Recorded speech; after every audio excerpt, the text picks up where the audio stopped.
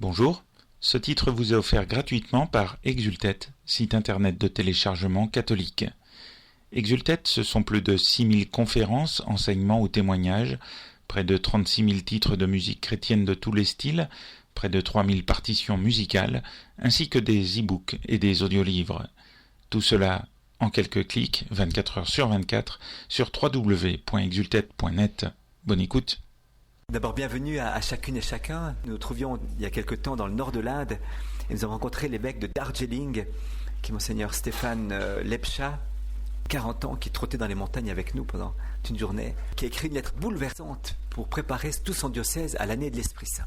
Pas passe à côté de ce grand cadeau que Dieu nous fait, que l'Église nous fait, d'approfondir le mystère de l'Esprit Saint. Alors je vous demande, comme c'est déjà en place, je l'espère, dit-il à tous ces prêtres, à tous ces diocésains, d'avoir l'adoration régulière le vendredi soir, d'avoir au moins une fois par mois une adoration nocturne, minimum 3 heures, dit-il, d'avoir des célébrations pénitentielles, des longs temps, offrir le plus possible l'occasion aux gens de recevoir le pardon de Dieu.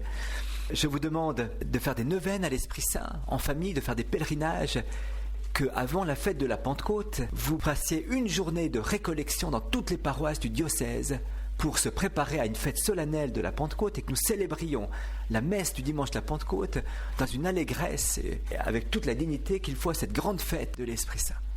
Pour cette grande personne, il faut une grande fête, dit-il. Alors, on lisait cette lettre, on était bouleversés de voir cet évêque qui expliquait le mode d'emploi du retour à Dieu, à tous ces diocésains, venu remplacer le curé de sa paroisse, qui était tombé malade, et lui a fait 4 heures de marche pour aller remplacer le curé parce que les paroissiens n'allaient pas avoir de messe. Alors l'évêque se déplace pour aller remplacer son curé qui est malade, pour que les paroissiens soient privés de la messe. Ça c'est beau, 4 heures à pied, hein. On voit chez cet évêque la ferveur qui brûle le cœur. On arrive vraiment au sprint final. Il y a une sorte d'urgence des temps parce que la fête de Jésus arrive et qu'il ne faut pas passer à côté de la fête de Jésus. Quand on a un anniversaire ou une grande célébration, on la prépare, on n'aime pas la fêter avec 6 mois de retard, vous imaginez. Si l'Esprit Saint nous presse, c'est vraiment pour qu'on soit tous prêts le jour de l'anniversaire de Jésus. On pourra chanter comme les petites sœurs de Mère Teresa à Noël. Après la fête de minuit, elles entonnent tout solennellement un Happy Birthday Jésus, bon anniversaire Jésus, pour montrer vraiment que ce n'est pas un mythe, ce n'est pas quelque chose qui plane dans la tête ou dans les nuages, mais que c'est une réalité concrète, cette rencontre avec le Christ. Alors, comment rentrer maintenant dans ce sprint final? Le secret restera toujours le même, il faut se le redire, il faut se faire des piqûres de rappel pour se souvenir quel est le secret de la vie chrétienne. C'est la vie intérieure. C'est la vie intérieure. C'est ce cœur à cœur avec Jésus. Dieu nous appelle maintenant à ce temps de conversion, de revenir au plus intime du Christ pour pouvoir vivre ce temps qui nous est donné de vivre avec lui.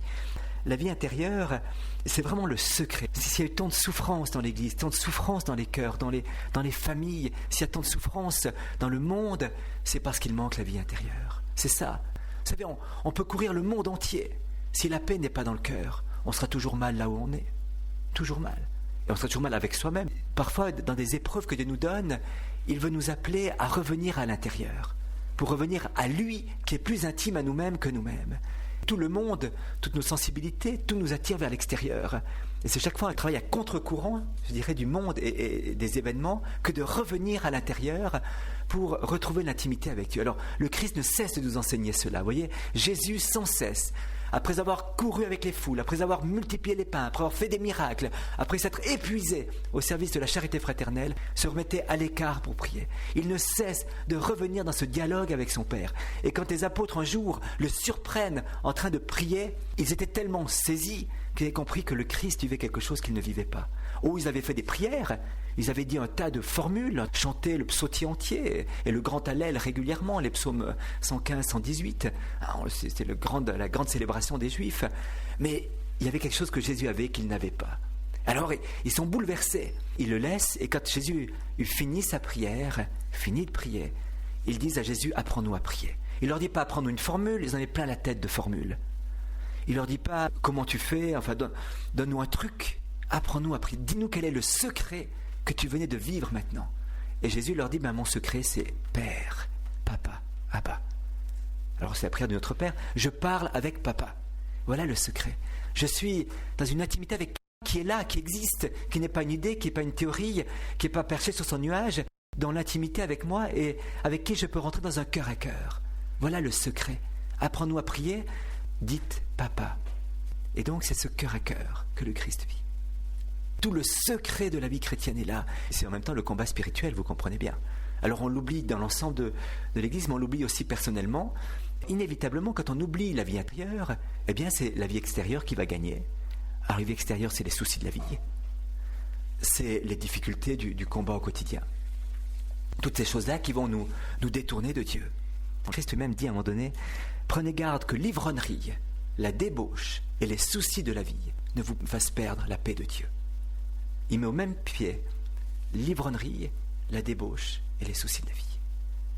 C'est pour montrer l'importance que les soucis de la vie peuvent avoir pour nous détourner de Dieu. Et les soucis de la vie, c'est lorsqu'on s'intéresse plus à l'extérieur qu'à l'intérieur. Alors tout d'un coup, tout prend une proportion démesurée dans ces soucis de la vie. Et quand on sait les remettre sous le cœur de Dieu, il y a les choses qui reprennent une proportion plus juste. Et on peut les aborder avec raison, avec une attitude dépassionnée, en même temps sérieuse, déterminée, mais avec la distance affective qu'il faut et le réalisme qu'il faut pour les analyser tels qu'ils sont. Marcel Clément, qui raconte ça dans un livre sur Marthe Robin, il va chez Marthe Robin et dit, écoutez, j'ai une conférence à faire au Canada. Alors je ne sais pas s'il faut y aller, vous voyez, c'est tellement important, c'est une nouvelle université qui est là-bas, le sujet est important sur plusieurs jours, comme ça, vraiment, je ne sais pas très bien.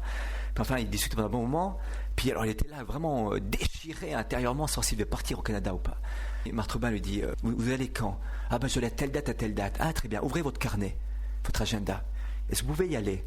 Ah non, j'ai 3 engagements importants. Bon, l'affaire est réglée. Parlons d'autre chose. Du coup, ça avait pris une proportion incroyable. Et le réel rappelait l'exigence de la vérité, quoi. Le réel nous parle. Et si on ne vit pas dans la vie intérieure, on va croire que c'est le réel de notre vie qui est gênant, alors que c'est ma vie intérieure qui est troublée. Par exemple, une personne comme saint François Xavier rappelait aux novices, prenez garde, dit-il, que le démon ne vous tente dans une tentation sournoise de vous faire croire que vous serez mieux ailleurs que là où vous êtes. Il vous dira, vous ferez des choses fantastiques, souhaitez ailleurs que là où vous êtes. C'est une des tentations habituelles et les plus sournoises du malin, dit-il. Parce que si vous sentez un trouble là où vous êtes, c'est que Dieu veut vous appeler à descendre, pour que votre paix, votre demeure, votre vie soit en lui. Et que vous n'ayez pas d'autre patrie que le cœur du Christ. Alors, en quoi consiste cette vie intérieure? En 2 choses. D'abord, à garder nos pensées dans la recherche de la vérité. Notre intelligence est faite pour la vérité, et si on n'est pas sans cesse attentif à la vérité, on va voir le prince du mensonge qui va nous suggérer plein de choses. Et il est très doué, vous savez, pour nous suggérer un tas de mensonges, en fait, troubler notre intelligence, de sorte qu'on ne sait plus ce qui est vrai, ce qui est bien, ce qui plaît à Dieu.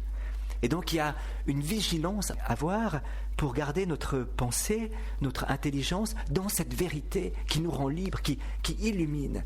Notre cœur est fait pour la vérité. On peut être très sincère sans être dans la vérité. On peut croire que c'est génial ce que je fais, que la vie que je mène est fantastique. Et au fond, il y a un trouble qui est là, plus profond.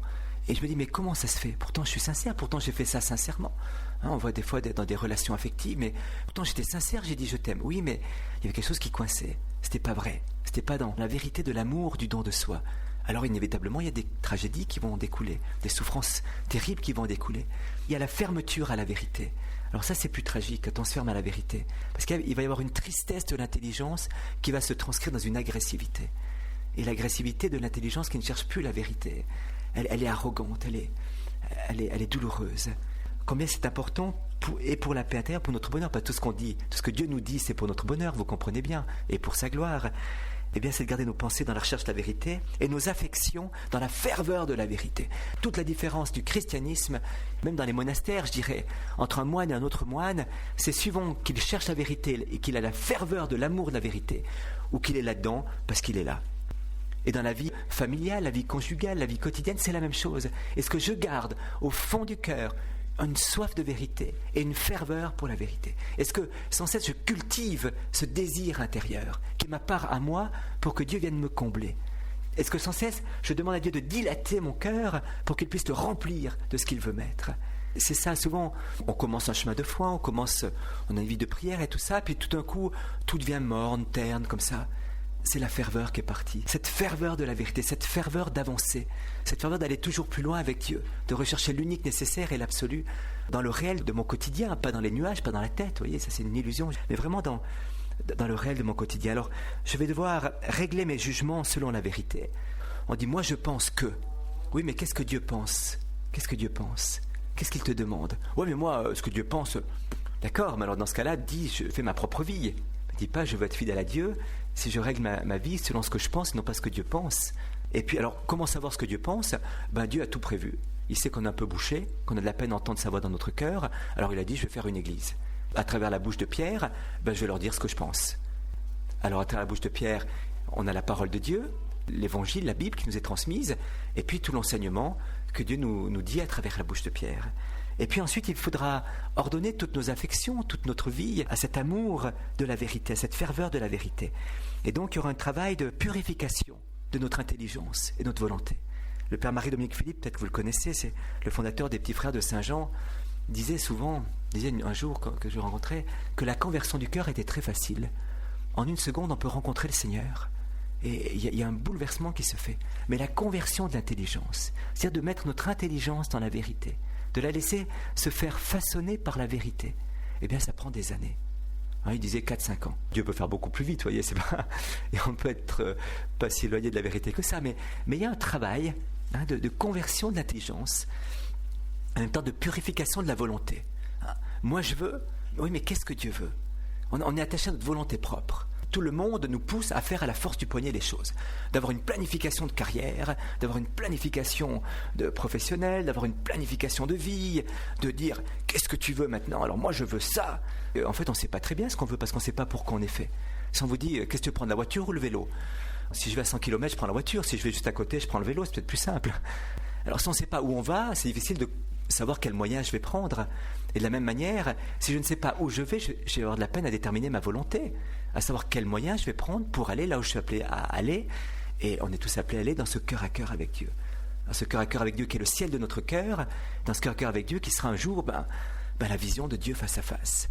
C'est toujours frappant quand on est au mouroir de Calcutta, vous savez, qu'on accompagne ces mourants, on est touché. Et je me dis, mais cette personne-là, voilà, on guette le dernier souffle. D'un coup, il y a le dernier souffle qui arrive. Et en un quart de seconde, la personne passe de notre tête à la tête de Dieu. Vous voyez, gagne au change quand même, parce que c'est quand même plus beau la tête de Dieu, mais ça nous montre la proximité du ciel. Le ciel est là. Il n'est pas à 10 000 années-lumière, vous comprenez? En un quart de seconde, ce voile qui était notre corps, nos sens, est brisé dans la séparation de l'âme et du corps. Et il voit ce qui est là, déjà, mais qu'on ne voit pas, nous, avec notre sensibilité. Comment vivre cette vie intérieure? Il y a 3 petites clés qui vont nous aider à vivre la vie intérieure, qui sont données par la grande spiritualité carmélitaine, donc on est en terrain connu. C'est l'humilité, ce sera le silence, et ce sera le don de soi. Alors on va voir un petit peu qu'est-ce que cela veut dire. L'humilité, le silence et le don de soi. L'humilité, c'est pas de se dire mais je suis nul, je vaux rien, c'est pas possible, ou se mettre dans un coin de la pièce en se cachant complètement. Ça c'est pas d'humilité, c'est de la peur. Et c'est peut-être même de l'orgueil caché, que de vouloir ne pas utiliser les talents qui nous sont donnés. L'humilité, c'est se placer tel que nous sommes sous le regard de Dieu. Dieu a abaissé le regard sur l'humilité de sa servante. L'humiliation, dit même la Bible. Il y a un lien assez étroit entre l'humiliation et l'humilité. C'est que dans l'humiliation, je découvre que je suis rien et que Dieu est tout. Et c'est ça l'humilité au fond. C'est de savoir que je dépends entièrement de Dieu, que je ne suis pas fabriqué moi-même, que ma vie m'est donnée par Dieu. De savoir que tout ce que j'ai, je l'ai reçu. Qu'as-tu que tu n'aies reçu, dira saint Paul. Et pourquoi te glorifier comme si tu ne l'avais pas reçu? Qu'as-tu que tu n'aies reçu? Il faut du temps pour comprendre que j'ai tout reçu et que Dieu me demande de le redonner en échange. On peut parler de Mère Teresa, on peut parler de Jean-Paul II, c'est des gens très humbles. Pourtant, Mère Teresa était la femme la plus connue du monde et Jean-Paul II est sur tous les médias. Donc c'est pas de ne pas être à l'avant-scène que d'être humble. C'est d'être là où Dieu veut qu'on soit. Tout me vient de Dieu. Et que c'est Dieu qui m'envoie comme missionnaire et comme témoin de son amour là où il me place. Cette humilité nous donne une immense liberté intérieure, une immense paix intérieure. À la fois, si des critiques arrivent, on n'est pas trop surpris, parce qu'on me dit t'es nul. Ah bah oui, je savais déjà, merci. Mais je suis en même temps bien aimé de Dieu. Si on dit mais vraiment t'es un imbécile, ah bah alors là, quand le curé d'Ars, un jour un de ses confrères lui dit mais écoutez, c'est inadmissible, vous êtes un ignare, vous êtes un imbécile. On avait marqué sur ses notes débilis. Ce qui ne veut pas dire débile, ça veut dire faible en latin, mais on voit bien la dérive qui montrait la connotation qu'il y avait sous ce terme. Et un de ses confrères dit, écoutez, on ne devrait pas laisser prêcher un type comme vous. Vous êtes tellement nul en théologie que laisser parler un type comme vous, oulala. Et que Dars lui écrit immédiatement une lettre, mon cher confrère, combien vous avez raison, ah que je vous remercie, enfin qu'a ouvert les yeux sur ma réalité. Je vous en supplie, mon confrère, rendez-moi ce service, écrivez à notre père évêque pour lui dire ce que vous voyez. Ça fait longtemps que je lui dis, et il ne m'écoute pas, il ne veut pas m'obéir. Alors peut-être qu'il vous écoutera vous et il me permettra de me taire et d'arrêter de prêcher, mais dans un monastère. L'attaque était brisée. Et si quelqu'un nous donne des louanges, il nous dit mais c'est fantastique, c'est génial, ben, j'ai pas le cou qui grandit de 3 cm, vous voyez. Immédiatement, la gloire revient à Dieu, l'honneur revient à Dieu. Tu es bon, Seigneur, avec un type comme moi pour faire une chose pareille. Hein, immédiatement, on redonne à Dieu. Ça permet de garder cette paix du cœur, cette simplicité de cœur, qui est celle vraiment des grands saints. C'est inséparable, l'humilité et la vérité. Et la vérité humilie quelquefois. Jésus ne fera des cadeaux de grâce que dans un cœur humble, qui est le réceptacle de l'âme. À la femme cananéenne qui vient dire « Je t'en supplie, guéris ma fille », Jésus dit « Mais je ne suis pas venu pour les étrangers, je suis venu pour les brebis perdues d'Israël. » Et il dit « On ne jette pas le pain aux petits chiens. » Petit chien, gentil petit chien. Mais oui, les petits chiens, ils mangent les miettes qui tombent de la table du maître. Et au fond, à travers cette attaque, qui était le nom qu'on utilisait pour les étrangers, les petits chiens, les chiens, c'était pas très gentil, mais en prenant cette phrase-là, qui était ce que pensaient tous ceux qui l'entouraient, quand même, elle a dû être blessée quelque part. Et dans cette blessure, surgit un acte de foi, un acte, même un brin d'humour, vous voyez, un brin de répit. Et Dieu aime quand on marchande un petit peu les choses avec lui, comme ça, dans ce brin d'humour. Un jour, sœur Faustine dit à Jésus, écoute, je te demande de... Elle est en train de faire du crochet, puis elle dit, écoute, je te demande de sauver une âme pour chaque point de crochet que je vais faire. Oh, Jésus dit, tu demandes beaucoup, là. Sœur Faustine dit, écoute, pour toi, c'est quand même plus facile de donner beaucoup que de donner peu. Comme tu es surabondance, donner peu, toujours calculer, c'est difficile, tu n'as pas de mesure pour donner peu. Par contre, donner beaucoup, tu déverses, tu t'en fous, tu n'as pas de mesure. Alors, il dit, oui, ça c'est vrai, 1-0. Mais il dit, ouais, mais tu sais, il faut quand même un sacrifice pour racheter une âme. Ah ben écoute, je t'offre le sacrifice, mon obéissance. Moi, je peux rien faire d'autre que de faire mon crochet. Alors Jésus dit, bon, adjugé, accordé, c'est bon, vas-y, on y va. On voit que Dieu aime cette confiance qu'il défie en quelque sorte, cette espèce de confiance amoureuse qui forge l'humilité en même temps, vous voyez, qui nous fait creuser plus profondément cet acte de confiance et d'humilité. Et puis la Samaritaine, va chercher ton mari. J'ai pas de mari. Ah ben oui, c'est vrai, t'en as eu 5, et celui que tu es avec n'est pas ton mari. Il m'a tout dit. Il y a une humiliation là derrière. Mais cette humiliation creuse, et en même temps une vérité, creuse en elle une humilité qui dit, ah ben oui, t'as raison, et je vais changer de vie. Et venez, il m'a dit, ce qui bouleversera, vous voyez, la Samaritaine, c'est que Jésus lui a dit tout ce qu'elle était. Elle fait la vérité au fond de son cœur. Elle était à la jointure des moelles, là où était son péché caché et sa souffrance en même temps, sa douleur et son rejet, pour la libérer. Et alors ce qui la bouleversera, c'est que le Christ, venant avec le glaive de la vérité, la toucher là où elle a mal, fera jaillir une source d'eau vive et une paix intérieure et une joie d'être sauvé, d'être enfin libéré par la vérité. Cette humilité, c'est cette double connaissance de qui je suis et de qui est Dieu. Un Dieu de miséricorde. Même si notre cœur nous condamne, Dieu ne nous condamne pas. Et ça, il faut le tenir. Vous voyez, avant de faire un péché, ce qui se passe souvent, c'est que le malin nous dit, oh, c'est pas grave, vas-y, une fois de plus, allez, oh, juste encore une fois, vas-y, allez, laisse-toi aller. Puis alors, juste après, oh, mais t'es nul, t'es une ordure, atroce, horrible. Oh, mais là, va te cacher, t'as vu ce que t'as fait, va te cacher. Et Dieu fait juste le contraire. Avant de poser un acte, il nous dit, voilà la vérité. Voilà ce qui va faire plaisir à mon cœur, voilà ce qui va blesser mon cœur. Et une fois qu'on a blessé le cœur du Christ, il nous le présente en disant, reviens à moi de tout ton cœur. Plonge dans mes bras, je t'attends, mon fils, viens, ma fille, viens. Nous, on écoute toujours la première parole, vous voyez. Enfin, je sais pas vous, mais moi, assez souvent en tout cas. C'est toute une conversion de l'intelligence que de s'intéresser à ce que Dieu pense, de mettre notre centre de gravité en dehors de Jésus. Cette vérité, elle est importante d'écouter aujourd'hui. Et Jésus donnera une seule admonestation à ses apôtres en disant, prenez garde du levain des pharisiens et des sadducéens. Et je crois que c'est lié à cette humilité, à cette vérité. Le levain, c'est-à-dire ce qu'on met dans la pâte pour que la pâte monte, et si le levain est pourri, ben la pâte, elle ne monte pas. Et prenez garde au levain des pharisiens et des sadducéens. Alors, qu'est-ce qu'il voulait dire par là? Les pharisiens étaient ceux qui mettaient leur foi, leur salut dans leur pratique. Alors, ils étaient très bien, ils étaient des gens très sincères, certainement, très honnêtes aussi. Mais il fallait connaître toute la loi par cœur et l'appliquer partout. Si j'applique la loi, je suis sauvé. Si je fais des choses, je suis sauvé. D'abord, c'était pratiquement impossible. Ensuite, c'est très douloureux. Et puis, ça devenait pratiquement tragique aussi pour beaucoup de personnes. Ils étaient à part, ils séparés du peuple. Il y avait le peuple, comme il disait, il y avait les autres. Et puis, il y avait nous. Il y avait nous, les pharisiens, qui connaissions la loi, la tradition des anciens, l'enseignement des docteurs. Et je cherchais une pureté légale. Je regardais si je payais bien les redevances, et il y avait des débats de conscience extrêmes, mais douloureux parfois. Par exemple, on n'a pas le droit de travailler le Shabbat, le jour du Shabbat, jour du repos. Alors, est-ce que j'ai le droit de manger un œuf qui a été pondu le jour du Shabbat? Grand débat. pour les pharisiens. Grand débat, et sincèrement, honnêtement. Donc, on en rit un petit peu aujourd'hui, mais pour un pharisien, c'était important. Ou est-ce que j'ai le droit de manger une pomme qui était tombée de l'arbre le jour du Shabbat? Est-ce que c'est un travail que la pomme tombe de l'arbre ou pas? Alors, vous imaginez, ça devenait pénible à la longue. Et si c'est la loi qui va nous habiter, si on met notre foi, notre salut dans la loi, dans la pratique d'une loi, eh bien, on va être bloqué, c'est pas possible. Pas possible. On va être enfermé sur soi, on va s'auto-examiner. Alors si j'applique bien la loi, c'est l'orgueil qui est là, qui va me saisir, et si j'applique mal la loi, c'est le désespoir qui va me saisir. Il y a un petit peu de ce combat chez Luther, du désespoir d'être incapable de vivre ce que l'Évangile dit, et de ne pas sauter dans les bras de la miséricorde du Père pour résoudre ça. Immédiatement, il y a une hérésie qui va naître. C'est la foi seule qui sauve, c'est pas les œuvres.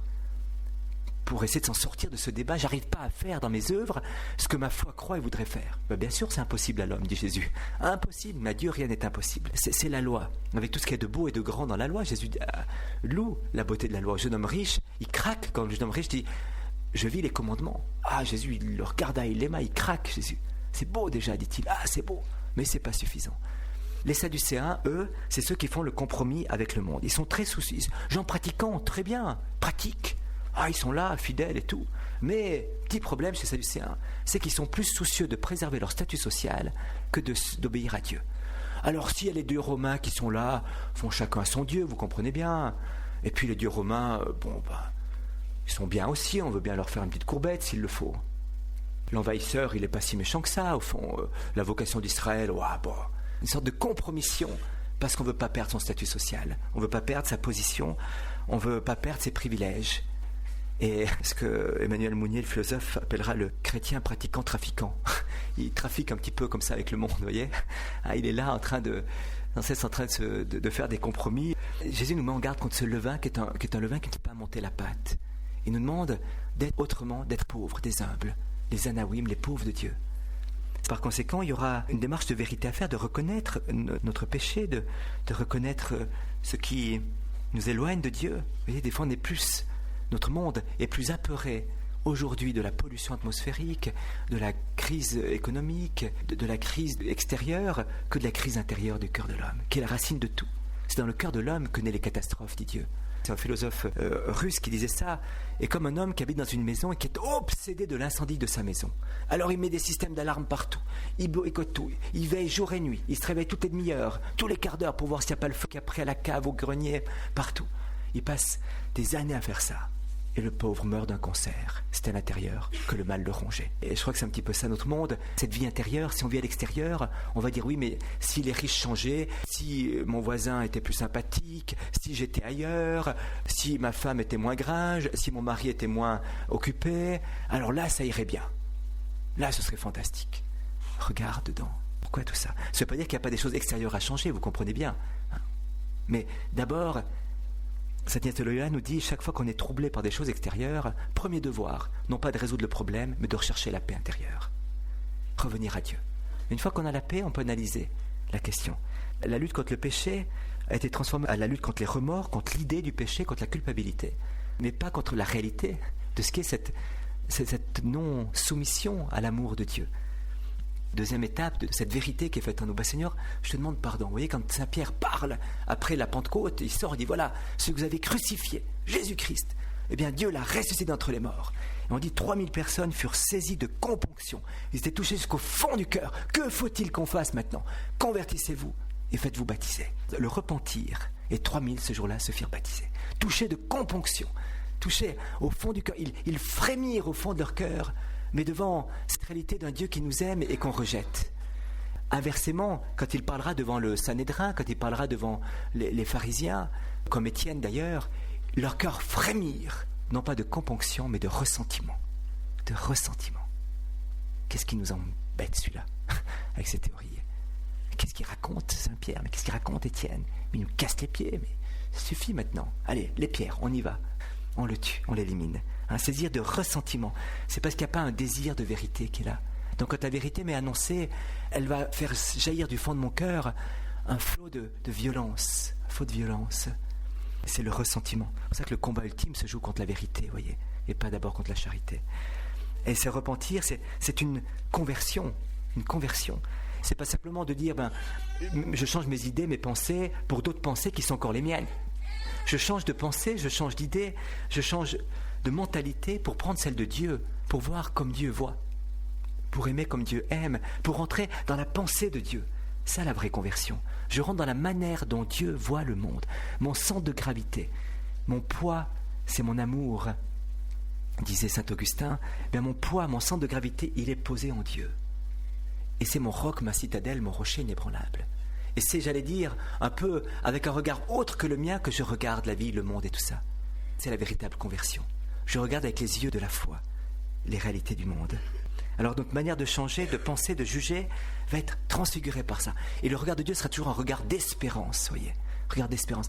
Parfois, nous, on voit des gens qui font un chemin de foi, qui se recassent la figure, qui avancent comme ça. Alors, quand on regarde, oh là là, ou bien nous-mêmes, on se voit comme ça, alors on se dit, oh ben voilà, c'est fini. Et là, on aura envie d'hurler, mais non, c'est pas le regard de Dieu.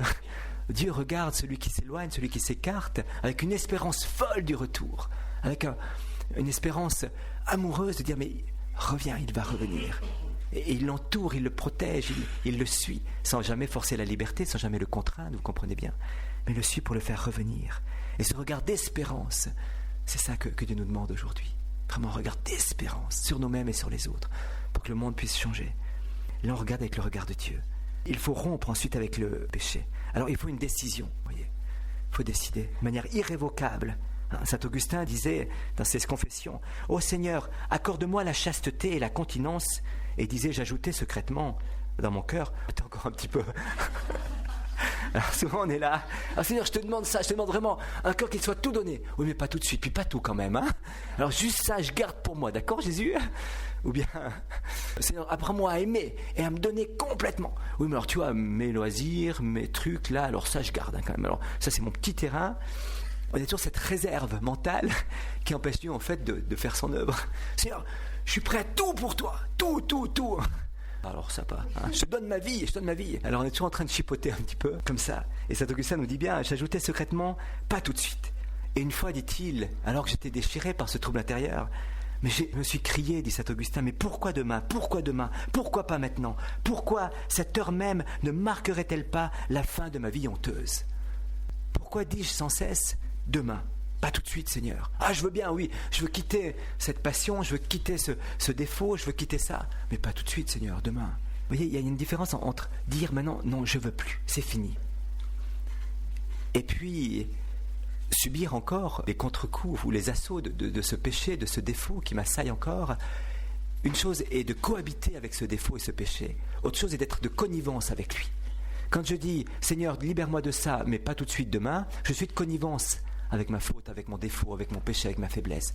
Et alors cette connivence, elle va faire en sorte que je vais m'y accommoder et je l'entretiens, je la cajole, même si je dis j'en veux pas, mais je l'entretiens, je cherche tous les moyens de m'y approcher, de la retrouver, de pouvoir en bénéficier. Il y a une connivence secrète. Et là, alors, soyez certains, il y a la cohabitation. Je ne suis pas d'accord, mais on cohabite. Ça fait grandir l'humilité, vous voyez, cela. Ça fait grandir, ça purifie notre cœur. Et il faut accepter cette cohabitation avec beaucoup de douceur et de paix envers soi-même. Renouveler notre détermination. Je ne veux pas maintenant, tout de suite. Je ne veux pas tout de suite. Voilà. Et puis il y a la connivence. Alors bien distinguer la connivence et la cohabitation. Ne pas se soucier et rentrer dans la louange. Parce que d'être de connivence avec nos péchés, c'est au fond être dans l'impiété. Et le contraire de l'impiété, c'est d'accepter que Dieu soit Seigneur dans ma vie. Et ça, c'est la louange. Je te bénis, Seigneur, et je te rends grâce. Je te loue. Je te dis merci d'être là avec moi. Non pas parce que tout va bien, mais parce que tu es avec moi. Et parce que tu m'aides et que par des chemins qui me sont inconnus et qui me dérangent peut-être un petit peu, eh bien, tu es en train de m'habiter, de me travailler. Voilà. Alors, l'humilité, vous voyez, qui passe par la vérité. Et sur qui je suis, sur qui est Dieu, et qui va aux profondeurs de l'âme, à la jointure des moelles, avec le glaive de la parole de Dieu pour libérer, pour me libérer réellement. Le don de soi. Alors, le don de soi, l'humilité, le réceptacle de l'œuvre de Dieu, le don de soi provoque la miséricorde. Dieu, il craque quand on se donne. Dieu s'est donné, il s'est livré totalement. C'est le don de soi qui sera la réponse de cela. Voyez, on est toujours en train de calculer là aussi. Combien je vais donner, qu'est-ce que de mon temps, de ma vie et tout ça. Et au fond, il faut se donner. Frédéric, qui était là cet été, qui témoignait, c'est peut-être entendu, qui disait qu'il allait à l'adoration, il disait, mais je me trouvais comme un rat crevé derrière une malle, devant le Saint-Sacrement exposé. Un rat crevé derrière une malle. Alors c'est pas très vivant, vous comprenez, un rat crevé derrière une malle. Hein, Et l'enthousiasme du rat crevé n'est pas aussi délirant. En plus, il y a la malle devant, donc il n'y a pas beaucoup de choses pour flatter notre sensibilité en étant recrevé derrière une malle devant le Saint-Sacrement. Alors, au bout de plusieurs mois, il se dit quand même, Seigneur, je ne comprends pas.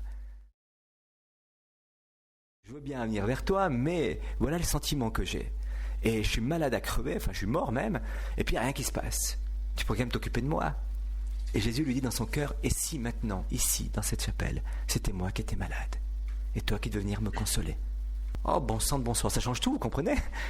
D'un coup, je sors de mon nombril, je sors de moi, je sors de ma manière de me voir comme un rat crevé, et puis je m'intéresse à Jésus qui me dit, j'ai besoin de toi. Mais ça change tout, ça change tout. C'est une radicale révolution de vie. Souvent on se dit, mais est-ce que j'ai envie, est-ce que j'ai pas envie, est-ce que c'est ça qui me plaît, est-ce que ça va être bien? Mais le seul point d'intérêt que j'ai, c'est moi. Est-ce que ça me plaît à moi? Et Dieu nous appelle vraiment à sortir de cette dynamique-là. Mais qu'est-ce qui va glorifier Dieu? Qu'est-ce qui va construire le royaume des cieux? Si les saints s'étaient écoutés eux-mêmes, ils seraient tous assis dans un coin, et puis ils auraient tous été sauvés, mais ils n'auraient rien fait du tout. C'était la gloire de Dieu, c'était le salut des âmes. Le souci de Dieu, il le prenait sur eux. Quand Saint Bernard passait ses nuits entières à genoux devant le tabernacle, à pleurer, « Seigneur, que va-t-il advenir des pécheurs ?» Il ne pensait plus à lui, à ses genoux, et à sa fatigue ou à ses problèmes. Il pensait à ce que Dieu pensait. Que va-t-il advenir des pécheurs? Vous voyez, ce qu'ils faisaient les saints, c'était le don de soi. Ils ne se regardaient pas eux-mêmes. Cet évêque qui court 4 heures à pied dans les montagnes pour venir célébrer la messe, il a autre chose à faire, mais c'est le don de soi. Quand Mère Teresa un jour était au Liban, et il y avait des enfants qui étaient blessés, malades, et qui allaient mourir. De l'autre côté, dans la partie occupée par les Syriens de Beyrouth. Et Mère Teresa arrive là-bas et dit, mais il faut aller les chercher, on ne peut pas les laisser mourir quand même. On dit, mais vous n'y pensez pas, il y a les bombardements, la ligne de démarcation est fermée, on tire dessus, vous allez vous faire descendre. Écoutez, faites un cessez-le-feu. Vous n'y pensez pas, les partis ne vont pas être d'accord. Alors tant pis, on y va. Mais non, attendez, on convoque les ambassades, on les cherche, donnez-nous 1 heure. 1 heure après, les gens arrivent, écoutez, c'est pas possible, les belligérants refusent de cesser le feu. Il ne faut pas y aller, quoi, tant pis, c'est nos limites. Mais pas question, j'y vais. Oui, mais vous allez être tués. Oui, mais les enfants. Oui, mais vous allez être tués. Mais les enfants. Vous allez être tués. Mais les enfants.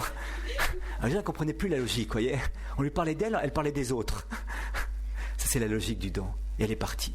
Et quand les gens ont vu arriver ce bout de femme avec son sari bleu et blanc, là-bas, sur une démarcation au milieu des bombes, ils ont arrêté de tirer. Elle a pris tous les enfants, elle les a ramenés de l'autre côté. Et puis elle a pu les soigner et les guérir. Et la logique, c'était, mais les enfants. Oui, mais vous allez prendre une balle entre les yeux. Mais oui, mais attends, de quoi vous me parlez? De moi? Mais j'existe. C'est plus moi qui vis, c'est le Christ qui vit en moi. Donc, je ne vois pas où est l'intérêt. Les enfants, l'autre, mon frère, ma sœur, la gloire de Dieu, le salut du monde. Et je crois que vraiment, il faut qu'on retrouve cet élan de générosité. On était frappés par ces populations des montagnes, cet élan de générosité. Et l'évêque qui était avec nous, qui nous accompagnait, descend, s'arrête avec une famille, avec l'autre, on le voyait ouvrir son porte-monnaie, puis il arrive en bas, il dit, oulala, vous avez un problème? Il dit, oui, j'ai un problème, c'est que on doit payer encore pour traverser. Il y avait une corde, enfin un câble qui nous permettait de traverser une rivière. Et puis on s'asseyait dessus, puis il y avait un petit gamin ou quelqu'un qui tirait à la corde comme ça pour traverser la rivière. Il y avait de l'ambiance, quoi. Il fallait payer 5 roupies, c'est-à-dire quelques centimes pour traverser cette rivière. Et il dit, mais il y a encore 5 roupies à payer pour traverser. Je dis, oui.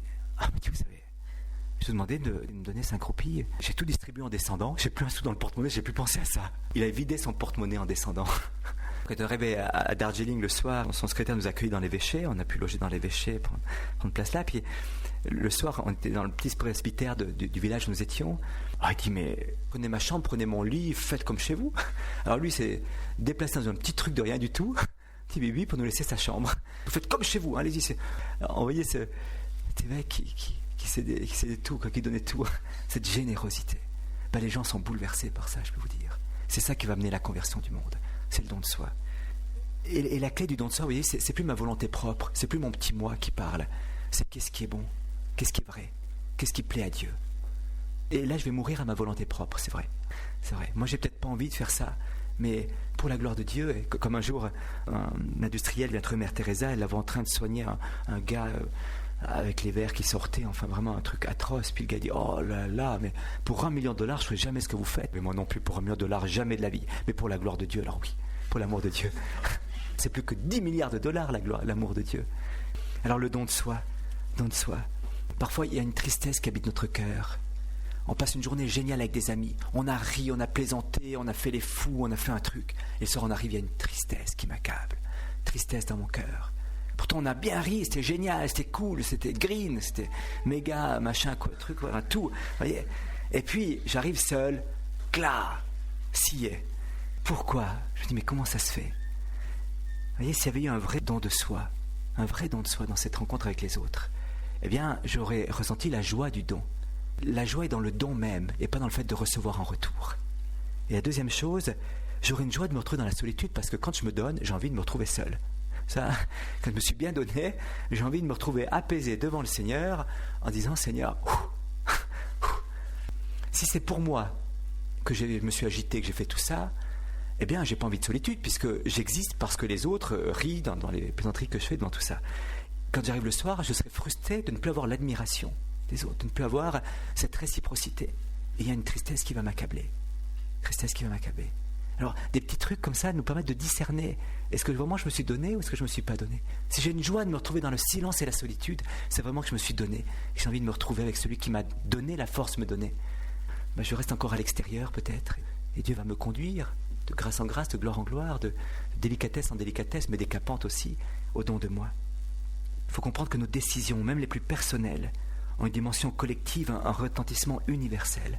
Dominique Pire, le prix Nobel de la paix, disait un jour, si demain la bombe atomique éclate dans le monde, c'est parce que moi je me suis aujourd'hui engueulé avec mon voisin. Et c'est pas du tout de l'illusion, vous voyez, c'est pas une utopie d'un prix Nobel. C'est un réalisme d'un père dominicain d'ailleurs, qui a fondé un village de la paix, qui comprend avec les yeux de Dieu l'interdépendance des uns et des autres. Notre fidélité, notre don va sauver des âmes, va sauver des gens.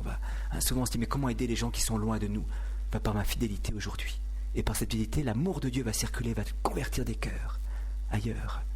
Réellement, ce n'est pas une figure de style, ce n'est pas une illusion d'optique, et ce n'est pas de l'imagination fébrile et fertile d'un catho convaincu, c'est pas ça, vous voyez. C'est une réalité. Revenir à cette réalité où les choses vont changer par le don, et tous les mouvements de mon âme, d'amour, ont une dimension universelle. Autre chose, le silence. Alors je vais me taire après. Mettre en pratique, j'ai pris pour dernier, ce sera réglé. Vous voyez, ce silence, c'est le lieu où Dieu travaille. C'est vrai qu'il n'y a pas de travail de Dieu sans silence. Alors qu'un grand silence régnait sur la terre, dit le livre de la sagesse. La parole de Dieu, rapide comme l'éclair, a jailli, s'est précipitée au cœur même des ténèbres, au milieu de la nuit, pour apporter la lumière.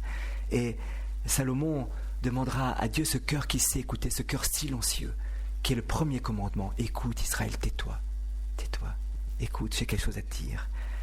Le silence est vraiment le lieu où Dieu fait des merveilles. Heureux qui écoute la parole et qui la garde. Parle, Seigneur, ton serviteur écoute, dira Samuel. Marie a gardé la meilleure part, celle qui ne sera pas enlevée, dit Jésus, lorsqu'il se trouve chez Lazare avec Marie et Marthe, les deux sœurs de Lazare à ses pieds. Marthe qui s'active, qui fait un tas de choses. Marie qui est là au pied, qui écoute ce que Jésus lui dit. Et vous voyez, Jésus ne condamne pas le fait que Marthe travaille, parce que Marie a aussi dû faire la cuisine, a aussi dû raccommoder les salopettes de Joseph, et puis elle a aussi dû faire un peu de ménage. Donc c'est pas ça que Jésus condamne, c'est l'agitation dans ce qu'elle faisait, d'être plus préoccupée par ce qu'elle faisait que par la présence de Jésus. C'est ça qui condamne. Donc c'est pas l'activité. Le silence intérieur, le silence de la langue, le silence des activités. Le silence intérieur, c'est de lâcher le souci. Vous savez, notre imagination, elle travaille comme une folle. La folle du logis, d'ailleurs, l'appelait Sainte Thérèse d'Avila. Elle va partir dans tous les sens. Elle va s'imaginer des soucis immenses qui n'arriveront peut-être jamais. Elle va construire des châteaux en Espagne. Elle va ressasser des choses du passé. Elle va travailler. Et là, aussi, de nouveau, le maître du trouble intérieur va se donner à cœur joie pour nous suggérer des trucs. Tu vois, dans 3 ans, mon vieux, qu'est-ce que tu vas faire ? Alors tout de suite, l'angoisse qui vient. Dans 3 ans, qu'est-ce que je vais faire dans 3 ans ? Ouais, c'est une bonne question. Oh là là, mais c'est vrai. Mais tu vois, tu vas te casser la figure dans 3 ans, parce que là, t'as rien préparé, tout ça. Mais oui, mais alors qu'est-ce que tu veux que je fasse ? Oh, écoute, il faut vraiment que tu fasses un...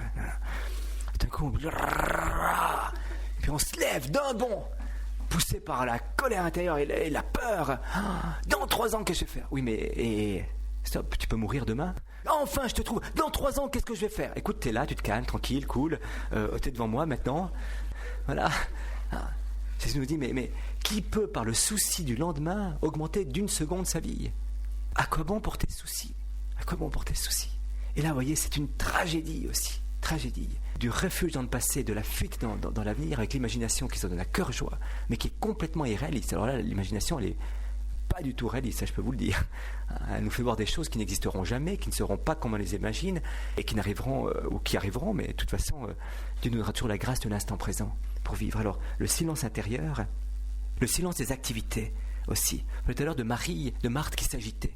Bon, c'est pas le travail de Marthe qui gêne, c'est de vouloir faire des choses, sans arrêt s'agiter. C'est l'agitation qu'on met dans les choses que l'on fait. C'est cette absence de paix. On peut être super occupé. Les saints des chefs d'entreprise, des mères de famille sont super occupés. Super occupés. Mère de famille, des fois, dans les plantations, on dit voilà, j'ai 4 enfants, j'ai 5 enfants, je travaille pas. D'accord. Très bien, oui. C'est débordant, il n'y a pas une minute. Si je travaille pas, je travaille tout le temps. Est-ce que chaque chose que je vais faire sera un souci pour moi? Ou est-ce que je le vis une chose après l'autre? Une chose après l'autre, tranquille. Très bien, très bien. On est frappé dans les centres de Mère Teresa, des fois, ces sœurs qui sont débordées, 10 personnes qui lui posent des questions en même temps, 1000 choses à faire en même temps, elles sautent d'un truc à l'autre. Et elles sont là, oui, un grand sourire jusqu'aux oreilles. Nous, on est en train de s'exciter un petit peu à côté. Bon, il y a un autre qui vient, ma soeur. Une seconde, je vais vite terminer avec cette personne, je suis avec vous tout de suite. Et on voit cette paix intérieure, une chose après l'autre, tranquillement, comme ça. Alors, elles ont un tas de choses à faire, mais il y a une contemplation, il y a une communion avec le Christ qui donne à cette activité une paix et une joie qui est là. Et puis alors, il y a le silence de la parole. Et là, il y a plusieurs péchés de la langue qui sont là. D'abord, le blasphème. Alors on se dit, mais je ne suis pas un blasphémateur quand même. Et pourtant, quand on analyse profondément les pères de l'Église, on voit que le blasphème peut tous nous saisir. Nier l'existence de Dieu, c'est le blasphème contre le fait que Dieu est. Trouver Dieu injuste. C'est pas juste comme il fait. C'est pas juste que les gens souffrent là-bas, puis que nous... Mais c'est pas Dieu qui est injuste. Et douter de la justice de Dieu, c'est attaquer Dieu en lui-même. Parce que si on doute de la justice de Dieu, alors immédiatement, je vais avoir un trouble intérieur. Je ne peux plus compter sur quelqu'un dont je doute de sa justice. Il peut me jouer une entourloupette aussi. Dire que Dieu m'a oublié, il ne pense plus à moi, il a autre chose à faire dans le monde. C'est un blasphème aussi. C'est un blasphème. C'est nier la présence amoureuse de Dieu à mon côté qui comptait sur ma tête et qu'il a livré sa vie pour moi sur la croix. Blasphème. Désespérer du pardon de Dieu. Avec ce que j'ai fait, Dieu ne pourra jamais me pardonner, c'est pas possible, c'est trop gros. C'est douter de la miséricorde de Dieu. Donc c'est douter de Dieu lui-même puisqu'il est miséricorde. Et c'est donc se fermer complètement la porte de l'accès à Dieu. Douter que Dieu puisse faire des miracles, qu'il soit le maître de l'impossible. Et que ce qui est impossible en parlant, Dieu puisse le réaliser. C'est douter de la toute-puissance de Dieu. C'est donc nier Dieu en ce qu'il est de plus profond. Dieu est tout-puissant. Je crois en Dieu le Père tout-puissant. S'arroger le mérite de ce qu'on a fait ou nier que la providence agit dans l'ordre de l'univers, c'est aussi douter que Dieu est l'ordonnateur du monde entier. Dire, ça c'est moi qui ai fait, alors là vraiment j'étais doué, j'ai bien réussi. C'est nier l'origine de Dieu et c'est donc se fermer aussi d'un Dieu qui va faire les choses dans ma vie. Puis nier que la providence organise tout, c'est nier ce Dieu qui tient tout par sa main. Si Dieu cessait une seconde de penser à la fleur qu'elle a, elle disparaîtrait immédiatement, puisque tout être tient parce que Dieu y pense. Voilà. Trouver trop dur les paroles de Dieu, ça c'est trop dur quand même, c'est pas pour moi, c'est pour les autres, mais c'est pas pour moi. C'est douter de la pitié de Dieu à mon égard, que les paroles de Dieu sont vraies et que Dieu a pitié de moi pour rendre vivante la parole en moi, pour la réaliser en moi. Vous voyez, le blasphème, c'est pas celui qui injurie Dieu, mais c'est celui qui doute, qui attaque une des qualités de Dieu et qui va donc se fermer quelque part les portes à l'amour de Dieu, à la vie en Dieu, qui est une vie de paix et de joie. Le murmure, c'est pas le cri du pauvre. Seigneur, au secours, j'en peux plus. C'est cette espèce d'attitude intérieure marquée par une rébellion intérieure contre le temps. C'est pas possible, il pleut toujours dans ce pays. Pas possible, les gens ont une sale tête dans ce pays. C'est pas possible, j'ai ma sciatique tous les matins qui me fait mal. Pas possible, cette sciatique. Peut-être bien qu'elle m'embête. Mais si je murmure toujours là-dessus, il va sortir une sorte d'odeur nauséabonde de mon caractère, vous comprenez ? Puis alors je vais trouver tout le monde nauséabond aussi, mais l'odeur elle vient de moi. Voilà. La fatigue, là vraiment j'en ai marre, je suis fatigué, je suis crevé, le matin, c'est pas possible encore se lever, là. Ce murmure nous coupe de la joie. Si en se levant le matin, peut-être bien il arrive qu'on est fatigué le matin, je sais pas vous, mais moi ça m'arrive d'être fatigué en me levant le matin. Donc je suis pas toujours bien reposé. Mais si je me lève pas en disant, Seigneur, quelle joie, une journée de plus pour t'aimer, et être aimé de toi. Quelle joie d'être conscient maintenant, d'être à rouvrir les yeux. Tu m'as aimé toute la nuit pendant que je n'étais pas conscient. Maintenant, j'ouvre les yeux consciemment et je peux dire merci. Un ami, de temps en temps, alors quand il se réveille le matin, première chose qu'il dit, tu te rends compte, 1000 ans de grâce aujourd'hui qui nous attendent. Allons-y. Un jour est comme 1000 ans, dit le psaume. Alors, première parole, 1000 ans de grâce aujourd'hui. Alors le murmure, elle n'élimine pas la cause de la tribulation, elle aggrave le cas et elle nous met dans une attitude de rébellion intérieure qui a fait que le peuple juif, plutôt que passer 40 jours dans le désert, a passé 40 ans. Il a murmuré contre Dieu. Wow. On était mieux en terre d'Égypte, on était mieux là-bas, ici on s'embête. Puis la manne sur la même chose, c'est dégueulasse, puis l'eau elle est amère. Puis on s'embête. Au fond les eaux d'Égypte n'étaient pas si mauvais que ça. Et de murmure, 40 ans dans le désert, plutôt que 40 jours. Alors ça c'est vraiment une chose qui est grave. Alors il y a aussi toutes ces paroles qui brisent la paix intérieure, bien sûr le mensonge, la guerre que l'on mène avec des mots, la guerre défensive, celui qui est têtu, qui s'entête, qui refuse de changer d'avis, qui vraiment agresse comme ça, non c'est comme ça, point, c'est comme ça. Ou celui dans la guerre, non pas par rapport à la vérité, on comprend bien, mais par rapport à mon avis à moi, mon petit désir à moi.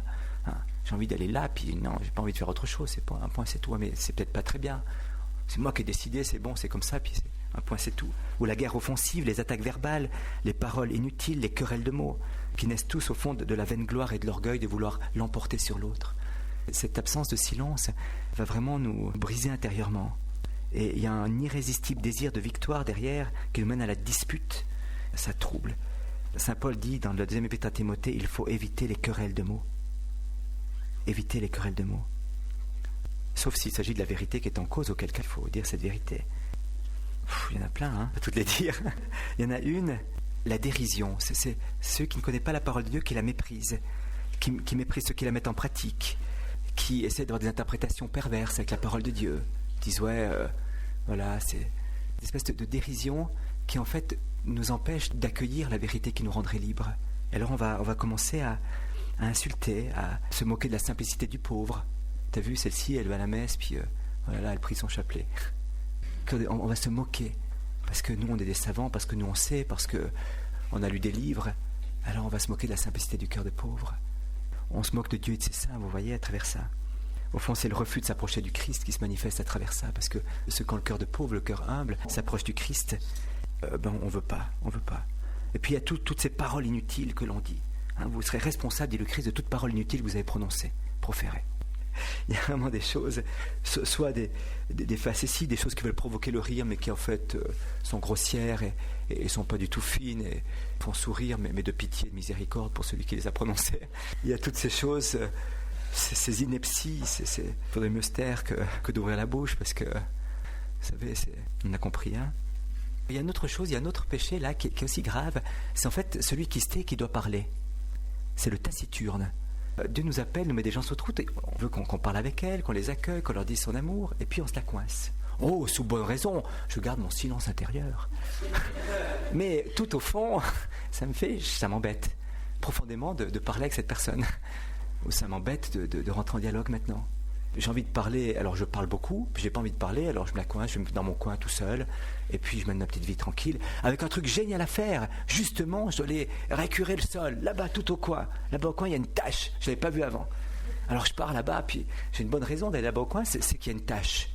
Oui, mais la vraie raison, c'est que je fuis les autres, et que j'ai pas envie de parler.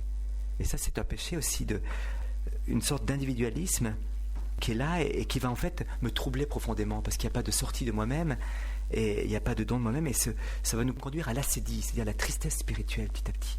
J'en fais qu'à ma tête, c'est une raison spirituelle. Ouh là là, il y a plein de monde qui arrive, je vais vite partir à la chapelle. Je vais te prier, Seigneur, je vais t'adorer, Seigneur. Oh, tu es grand, Seigneur, tu es bon, je t'aime beaucoup. Oui, mais il y a les gens à accueillir.